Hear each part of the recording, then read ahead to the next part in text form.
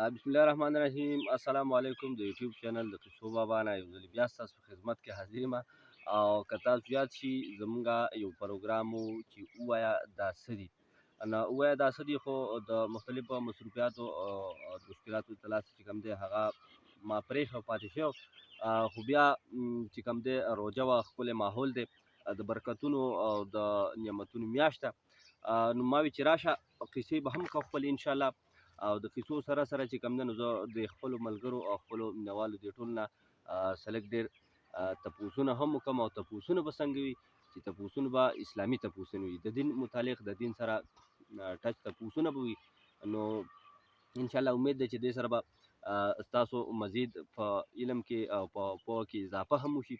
او چې چاله دا چې کوم دی نو د دې جوابونه ورتله نو هغه چې کوم دی هغه به خپل تصویر، خپل نوم، د کلي نوم چې کوم دی نو هغه به ما ته راولېږي. انشاءالله را روان ووایه دا څه دي پروګرام کې به هغه شاملو. او انشاءالله دا پروګرام چې کوشش کوم چې روژه جاري وساتو. او د دې اراده او د دې مقصد زما دا دی چې داسې سلک ډېر مختلف ضروري او اسلامي معلومات چې کوم دی نو هغه تاسو ضروري شي او تاسو څه پوهه هم حاصله شي او دا پته هم ولګي چې یاره کوم سړی په څومره اوبو کې دی چې یاره څومره د دین نه او د دین د خبرو نه خبر دی.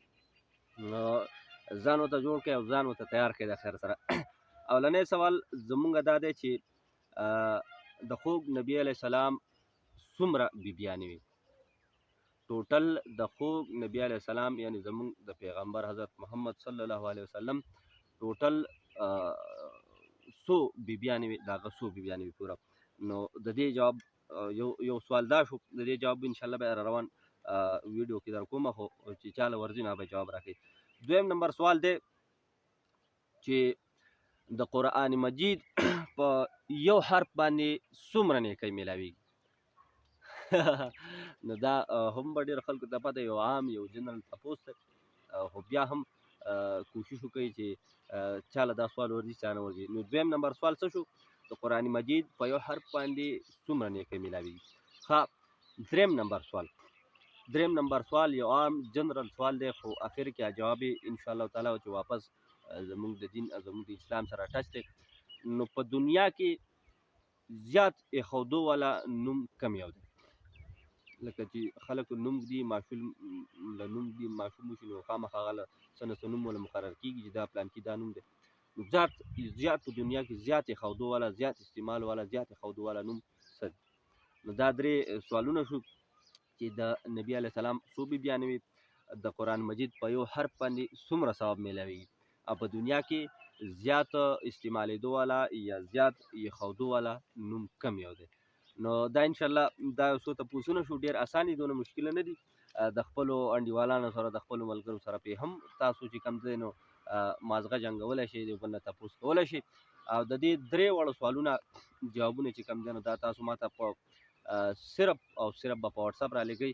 په یوټیوب به په د دې سوال دا جواب چې کوم دی نو په یوټیوب په کمنټ کې جواب نه راکولی چې په هغه ځای کې که ډایرکټ نورو ملګرو ته پته ولګي نو ستاسو هغه مقابله د هغه پروګرام دا خوند به پاتې نه شي. نو جواب خو داسې هم در کوم په دویم ویډیو کې، خو نه چې تاسو ما ته په واتساپ جواب راکړئ، ستاسو هغه تصویران زه دغه شیر کړم بیا نو خوند به ډېر وشي. نو انشاءالله را روان ویډیو کې طریقه سره چې په واتساپ باندې نمبر زه تاسو په سکرین شیر کوم، په دغه باندې په وایس میسج کې یا که هر څنګه وي دغه جواب ما ته راولېږئ چې د چا جواب صحیح وي نو د هغه تصویر، د هغه نوم ورسره د کلي نوم خو پوره هغه به ما ته په واتساپ راولېږئ. نو انشاءالله را روان چې کوم پروګرام وي زموږ ویډیو د ووایه دا څه، نو په هغې کې به زه ستاسو تصویران او ستاسو نومونه انشاءالله چې چا جوابونه صحیح راکړي د هغې شاملوم. نو انشاءالله د بل پروګرام پورې، د بل ویډیو پورې زما سره اوسئ کې هجرت هم مه ځئ. زه د کیسو بابا ستاسو اجازت غواړم. خاص او آباد اوسئ. د الله په امان.